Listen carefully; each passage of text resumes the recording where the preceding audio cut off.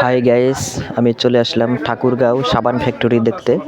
তো আপনারাও দেখতে থাকুন সাবানগুলো। এই দেখেন সামনে দেখতে পাচ্ছেন। আমি ভেবেছিলাম এগুলো নারকেল, পরে দেখি সাবান। তারপর আমার বিশ্বাস হচ্ছিল না। তারপর আমি আরেকবার একটা হাতে নিয়ে দেখলাম যে এটা সাবান, আসলে অরিজিনাল সাবান। সাবান আছে অনেকগুলা।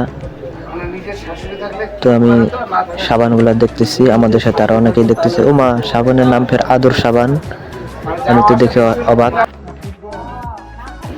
আমাদের সাবানগুলো দেখা শেষ, এখন আমরা চলে যাবো যেখানে সাবানগুলো তৈরি করা হয়। এই যে চলে আসলাম, এটা হলো সাবানের কড়াই।